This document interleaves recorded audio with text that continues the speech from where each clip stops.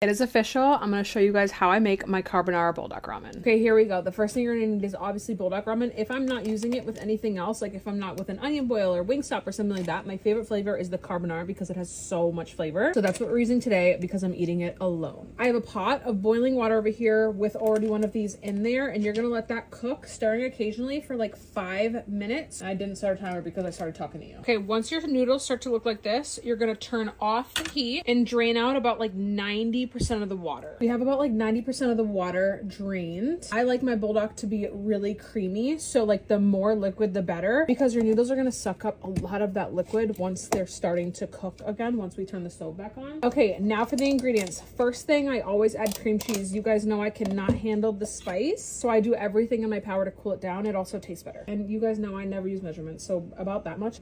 I love cream cheese. I'm gonna turn the stove back on super low just to get things melted and mixed together. Time for the buldak sauce. You can add as much as you want or as little as you want. My tolerance has gotten better, but it's still not great. I add about until there's like that much left. I don't know how much that is, but that's how much I add. But add as much as you want. If you like it spicy, add the whole thing. Carbonara powder, the good stuff. Then you're gonna mix that up. Try and get a lot of that cream cheese that hasn't melted. Okay, next steps. I am missing one ingredient because my kids finished it for breakfast this morning, but cottage cheese. I add cottage cheese. I don't really love cottage cheese, but I love the creaminess that it gives the buldak. So I normally add cottage cheese, and it also gives it a little protein, so like you feel like you're eating something good, you know? So right now, cottage cheese and then sour cream are going in. Again, we're gonna mix that up. Now we're gonna add milk. You can also add heavy cream. I do not have that right now, so I'm just doing milk. I don't know, I'd say maybe like half of a fourth. I don't know. I'm going to show you how much milk. So that's about how much milk I added. Remember, there's still a little bit of water in there as well. You don't want to add too much because you can always add more later. I like to add my milk and then let it cook for like 2 to 3 minutes longer.